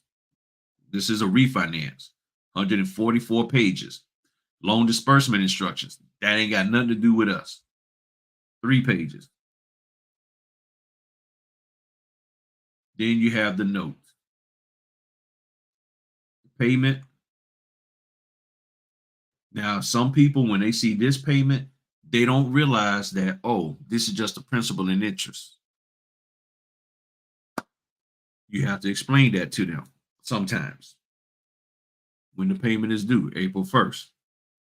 So one of the ways that you can address this is during the when you get there, you give them their copy, you can have these pages already at the top.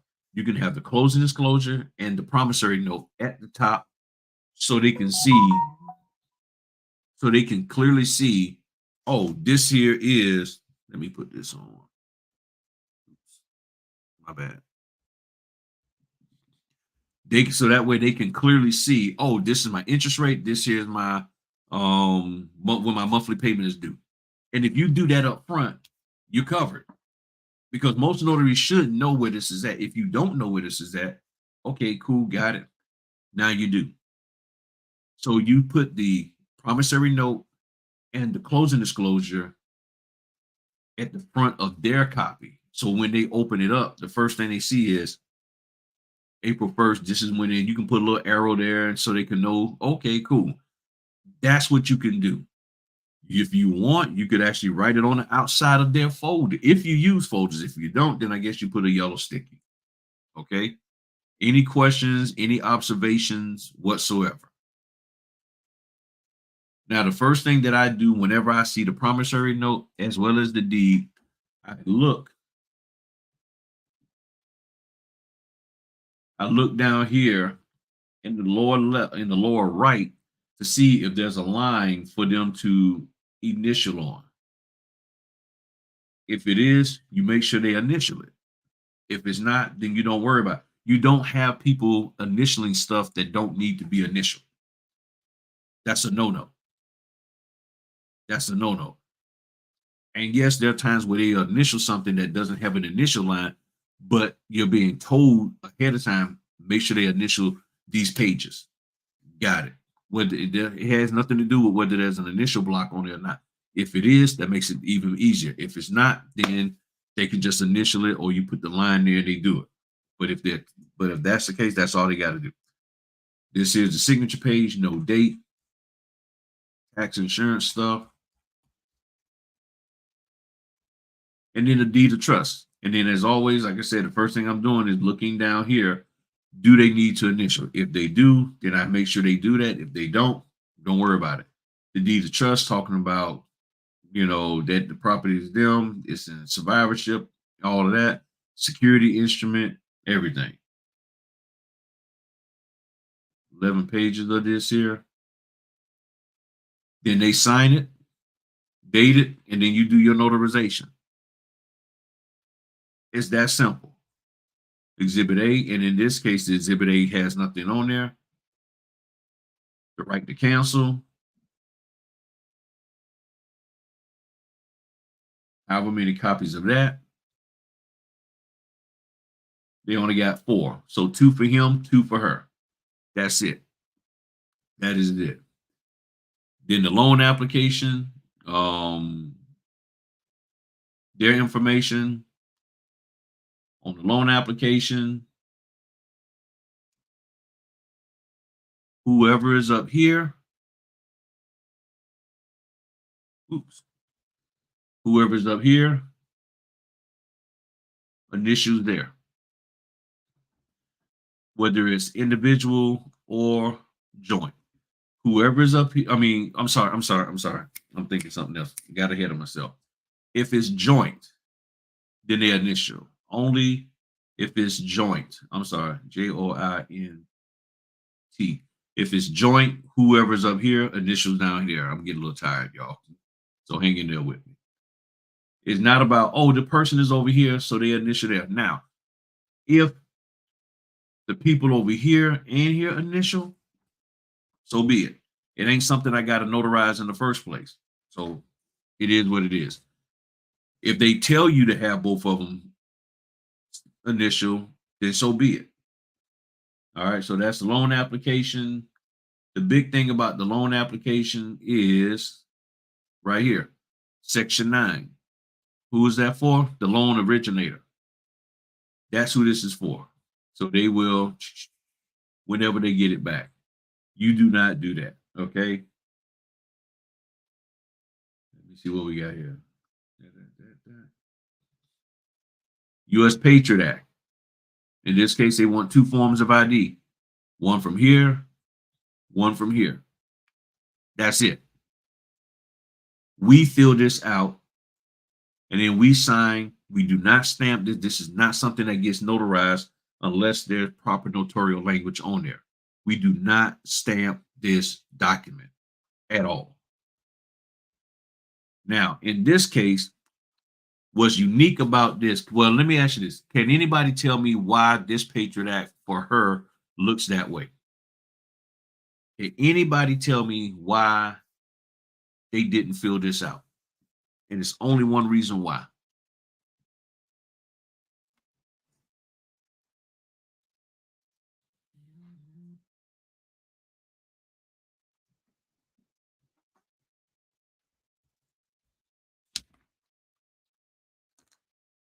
Okay. Anybody else?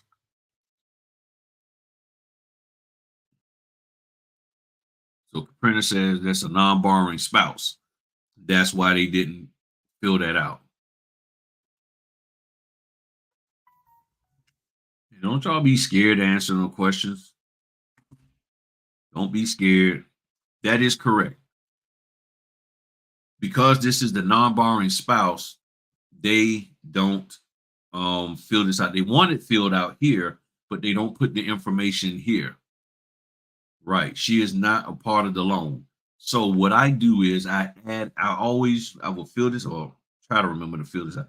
So what I had to start doing so I don't forget is to put a flag on there, put one of my little flags on there, something to remind me to fill this out. That's what I do.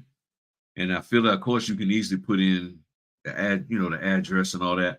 Date of birth, you can get that off the driver's license, and then social, you can ask them right then and there, okay? Affidavit of occupancy, the big thing is when did they acquire the property? Sometimes they don't remember the exact date. Other times, they might say, well, I just remember the month and the year. I said, okay, fine. Put that there. And I have never had anybody come back and say, That's, you need to get them to put in the exact date. I've even had people, they couldn't remember what month, so they just put the year. Never had anybody not put the year. And then he signs, and then you do your notarization. First payment letter, and point out that. If they want to know whether there's a prepayment penalty, somewhere on here, normally it will tell them, like right here, your loan does not have a prepayment penalty. So some people, old school people, remember prepayment penalties, and you just say, it's right here. It tells you. This also lets them know that your lender will not accept partial payment, so they got to make the payment in full. Mortgage coupons, penny mac, thingamadeal, and then their amortization. I mean, I keep saying that. Their initial escrow when they take out the taxes and insurance, and then they sign. Then this is the signature affidavit, saying different ways they found their name out there. Then they do their thing, you do your thing, and that's it. And then the same thing for her. Negative furnishing of negative information basically means they're going to tell everybody they don't pay their bills. And that's my little inside joke. They asked, "What's this?" I said, "That means they're going to tell everybody if you don't pay your bills." And most people get a chuckle on that. But basically, just means that they're going to report it to the credit bureau. And if you read it, that's all it says. In accordance with the Fair Act, Fair and Accurate Credit Act or whatever, we may report information about your account to the credit bureaus. Late payments, missed payments, or other defaults on your account may be reflected in your credit report. I think they should read it for themselves to make sure they understand that you got to pay your bills. Compliance agreement, again. Now, this is different. This looks different than the other compliance agreement. That you agree to comply with any request for additional information. And it says it right here. The undersigned borrower do hereby so agree to the covenants of said, this, that, and the other will execute all of that. So you're agreeing to this. And then sometimes, and this is big, to me it's big, sometimes that page, the compliance agreement will be notarized, sometimes it will not. It depends. Correct, Dorinda, she's not on the loan, just the deed. So that's why you will see the Patriot Act without any information filled in for her. And have I forgotten to fill that in? Yes, I have. And what did I have to do? Hey, how you doing? There's a document that I forgot to put your information on, and that they didn't put it on. And then it was done. They would tell me over the phone, and then I would fill it out. Flood hazard determination. Now this is sorry, got it. This is a big one here. I know I keep saying this is a big one. Flood hazard determination. What does this mean? Can somebody tell me what this means? What does this phrase mean? This is important. This is important, especially for the men, because they get upset when they see this form. So can somebody tell me what this means and why men get upset about it? Men do get upset about this form, and primarily because they don't understand it. They don't understand what that phrase means. Okay, Claude said they're in a flood zone. All right. If it's determined that your house is in a flood zone, you have to have, and that is correct. That is correct. Because the key word, determination. Determination. See, this is why it's important for us to just take time out and like, okay, well, what does this mean? So I know what flood hazard, I know what flood means. I know what hazard means. Flood is something with water. Hazard meaning the water has become a hazard, it's dangerous. Determination. If you read the document, pursuant to federal regulations, the lender has evaluated whether or not the improved real property or mobile home which will secure your loan, is located in an area designated by FEMA as a special flood hazard zone. That's all they're saying. And then it says you agree to get flood insurance if it is. So all they're saying is we making a determination whether or not you are or are not. And even if they are, because technically they could be in a flood zone. So Claude, you are correct that, because if it applies that they are currently in a flood zone, they still will get this and say that there's a determination that has to be made whether or not you continue to stay in a flood zone or that things have improved to where you're no longer in a flood zone because they put an embankment up or retaining wall or whatever the case may be. You see what I'm saying?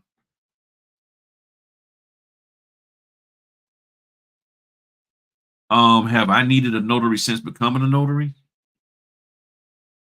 Nope. Now that I think about it, I have not.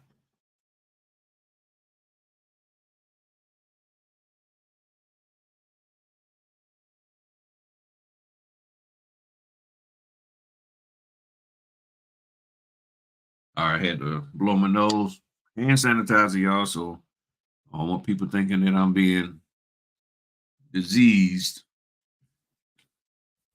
and all of that good stuff. But that's what that means. So understanding the wording, just understanding and thinking about it. Hmm. I don't know why I'm getting stuffy. Certification and authorization. All this means is that you're certifying that the information you've given them is correct and you're authorizing them to release it. Oh, well, Claude, I mean, shoot, if you want, if if your state allows e-signatures on your commission, I can do it. I mean, I can do it online, or you can go to your bank. Ideally, you just go to your bank tomorrow. Your bank should be able to do that. But because you got to find out whether your state will accept the e-notary, but they might not. But all this is that we completed the loan application and the information is correct. We have made no misrepresentations of the loan application. And then authorization to release to who? To anybody that's backing the loan. So if any one of these agencies is backing the loan, you're giving them permission to release, to release information concerning your financials. That's all that means. Of course, you know what this means. They're supposed to treat you fair. The 4506C, all this is just saying they could get the tax thing. They have to they have to check that. They sign, they date. And again, as always, whoever is in 2A signs as spouse. Whoever is in 2A signs as spouse. It's that simple. And then a bunch of instructions. And then this here, flood has an insurance requirement, authorization and requirement. And the most important one is this here. Number 2 says the insurance company providing coverage must be an A rated or better in the latest edition of this year in Best Insurance Guide. So I guess we would have to go and look for this year and then find out whether it's in there. And then it talks about all the deductibles and this, that, and the other, and then they sign it. So right now, do you see this as something being too difficult? I mean, it's simple. It's very, very simple. And then this here, tax record information. There's nothing for them to sign on here. I don't even go over this. There's nothing for me to explain, but it's required to be in there. And that person there takes care of that whenever they do. Amortization schedule, of course, just a list of all the payments over the life of the loan. And then they sign it. And sometimes this doesn't get signed. More about privacy. W-9, that has to get selected, verifying their social, their information, and then they sign and date. And sometimes it's dated. Now, here's something new with the tax forms, the W-9 and the 4506C. What I've been recently told is that if there's any kind of mistake, meaning they started putting, they were trying to date 4/19/2024, and they put 4/18, and then they tried to change, the make the 8 look like a 9. It gets kicked back. You can't line through an initial and then check. No, you got to put in the other. You got to swap it out. That's what I've been told multiple times. So check that with the people who you're dealing with. They may say something different, but the people I've been dealing with, that's what they've been telling me to do. That this has to be perfect. No line throughs or none of that kind of stuff. And then all this instructions. And then this here is the consent to use tax returns. Now, for some reason, even though the lady isn't on the loan, she didn't sign the 4506C, they still want her to sign. I don't argue with them. Boom. Now, if they got concerns, this, that, and the other, get somebody on the phone. Why does Ms. Morrison have to sign this? And let them tell her why. And that is on the borrower's consent to the use of tax return information. Okay. Then this is the payoff demand statement. They read all of that. Breakdown of how it's going to get paid off. This here's some other instructions. And just stuff. Another payoff demand statement. More instructions. Exhibit. And then wire instructions. And then they do their thing. Sign and date. Compliance. Here's another compliance agreement. Remember, I told y'all there'll be multiple, so you see it yourself. Another compliance agreement. Now, here's a unique thing. There is no venue on here. Up at the top, there is no venue. Yes, it has their address that I made up and put in here, but there is no venue, state of and county of. So that means you're going to have to hand put it in there. You're going to have to state of Virginia, county of Norfolk. You're going to have to add it in there somewhere. But then the bad part is, in this case, the notarial certificate is split. So if it's split on 2 pages, then doing this is mute because you can't use this because it's split on 2 pages. So now you got to add your own because the notarial certificate shouldn't be split. And then this here is what? Ability notice to get title insurance. And then they read that, and they decide which one they get. If you're a Maryland notary, Indiana, of course, you can talk to them about that if you got the tip license. Eligibility to lower their premium. They sign and date.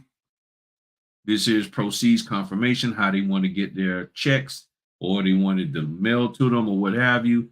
Gives them requirements and all of that. They sign it. This here is for residential mortgage purposes only. Basically an affidavit. I think this is like a survey affidavit for the property, that there's no improvements, no bankruptcy, stuff like that. I don't know why. I was doing, I forgot what I was doing with that. I don't know why I put that there.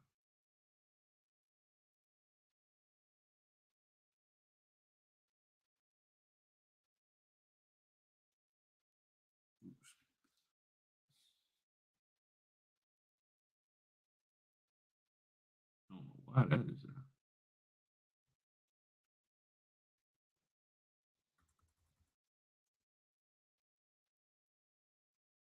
And then boom, got your venue on there and all of that. Same thing, title. They fill out this here, their information. Notarize it. And there's no venue again on here. No venue. You need to add the venue. Wire fraud advisory, letting them know do not respond to emails talking about you need money, they need money. Privacy notice. I don't even know if this gets signed. It might. Nope. And that's it. Oh, I'll do it. Oh, payoff affidavit. And this here. This document is what got me into a 4-hour closing, because basically this is just saying the way the real estate attorney read this was like that the person is held responsible, the signers are held responsible if the title company decides not to actually pay the closing fees. If the pay off the loan, if they decide not to pay off the loan, you're still responsible for making sure that happens. And she didn't like that. She didn't like that at all. So now, what questions you got? Wide open. Any questions? No charge. Any question? That's a refi. Okay. I done went over 4 documents. Now, help me to understand, after me going over them, what do you feel you're still missing to go out here and do the closing? What information I might have missed and didn't say something about that you think that you heard need to be said and I didn't say it? So now is the time. Let's talk this thing through. Okay, let's talk this thing through. I did 2 loan mods, a HELOC, and a refi. The question is, what is holding you back from doing these signings? And it could be anything. I don't know what's holding you back. That's why I'm asking you to tell me what's holding you back. Because if I understand what's holding you back, maybe I can assist in getting it to let you go so you can go out there and do it. If that's what you want. If you want to go out there. Now, if you don't want to go out there, you want to continue to sit back and worry and fret over doing this, then you don't need any help. You just plan on sitting there and being scared the rest of your notary life. And there's nothing anybody can do to help you out with that. So, any questions, any concerns, any thoughts, or what have you, like, okay, well, I hear what you're saying, Griff, but this is what I really need. This is what I really need to know. Here's the burning question that nobody will answer. And I keep asking this. I'm ready for it right now. Feel free to ask your question so you can get yourself delivered and go out here and work this business and make some money. Because if there's things holding you back, it's time now to get it to let you go, to release it needs to release its grip on you. And you can't be a successful entrepreneur if you're constantly afraid and unsure and skeptical. You got to get all of that addressed. And that's really what I want to do here tonight, is help you to address it. So is there anything that you saw in the loan document? Because here's my thought. If you're not asking any questions, then that means you good. And that means nobody should be calling me talking about I'm scared and I don't know what I'm going to do. You can't call now saying, Griff, I need help with the loan documents. I just did it. And I got a free loan doc overview and there's other documents out here that I've done. So where's the concern? So the question now is, if you have no questions, which is the question that now, if you have no concerns or anything, then that means the next time you get an opportunity, you should be saying yes. Can you participate in a family signing? I'm not following that question. Can you participate in a family signing? I have no idea what direction that question is going in. I mean, I can't even begin to think. I don't know. So I need some clarification on that. I need some clarification on that. So if anybody knows what that means, please, drop it in the chat. So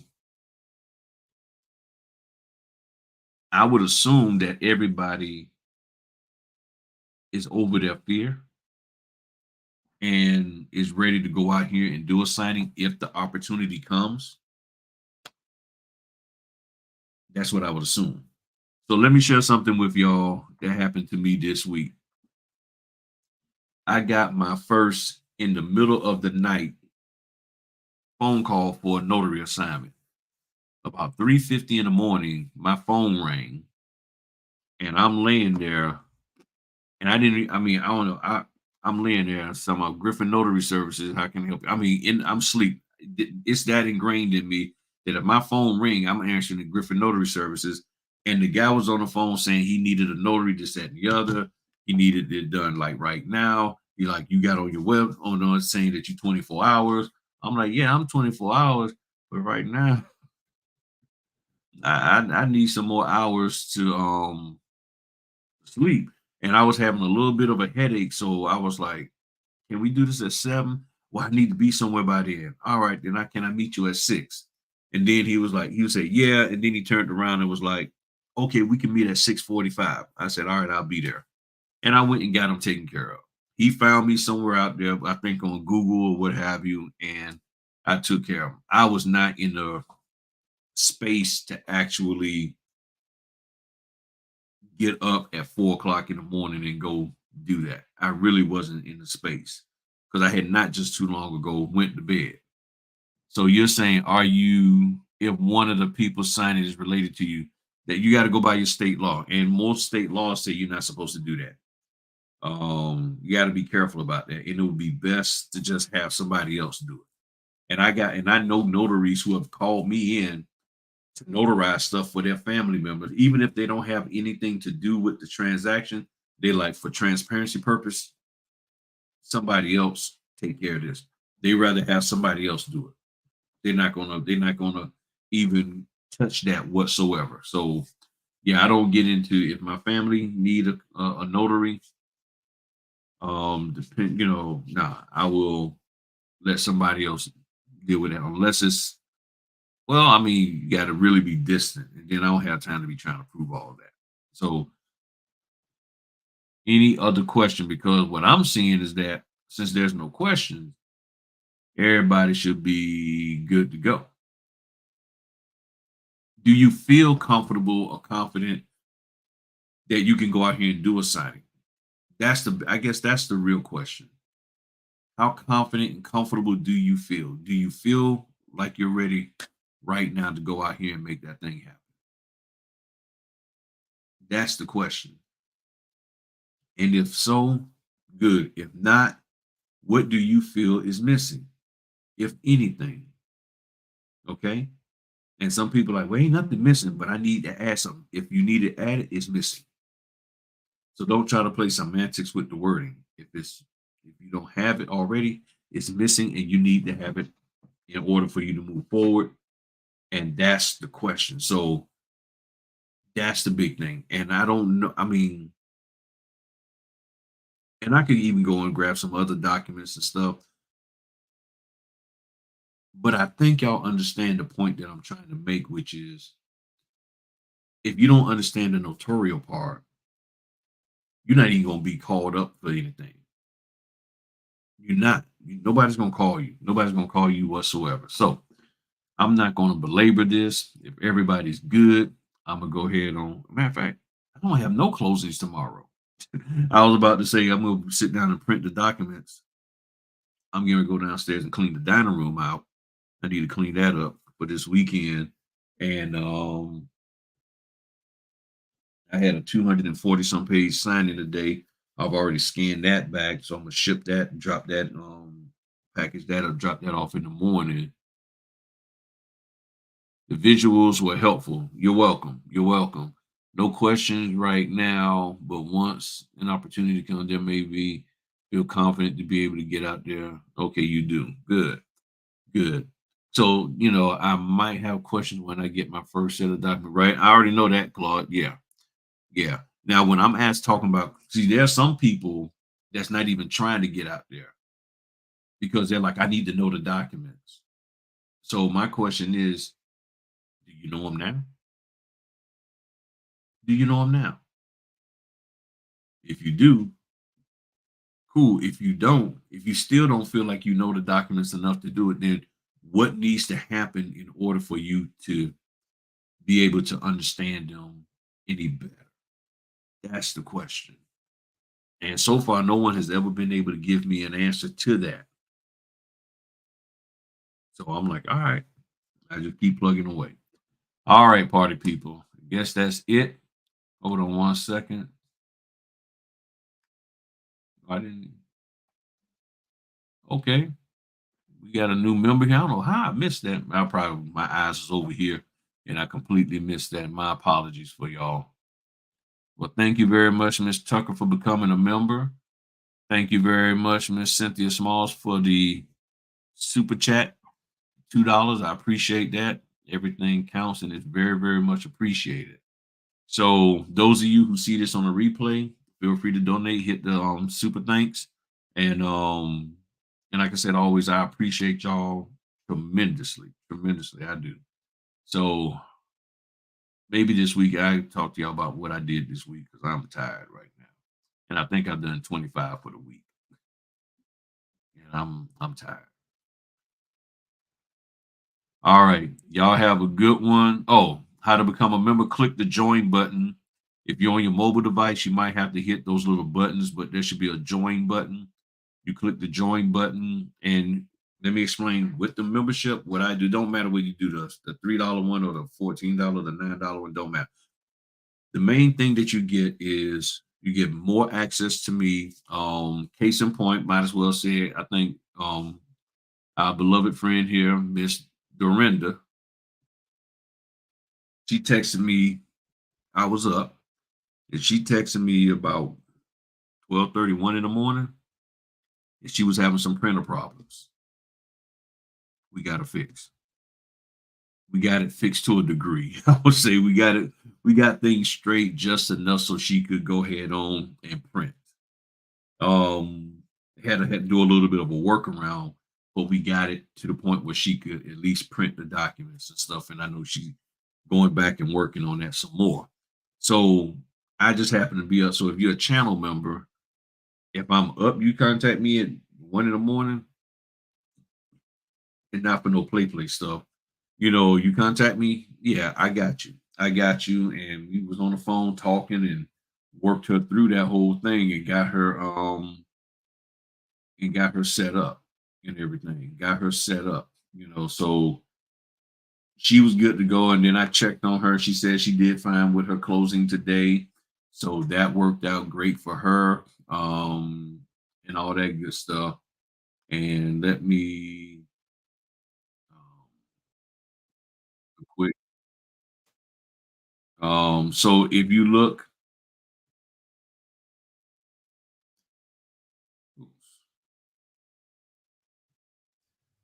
right there, it says join. You click the join button, and that's how you become a member. That's how you become a member right there. You click the join button and everything.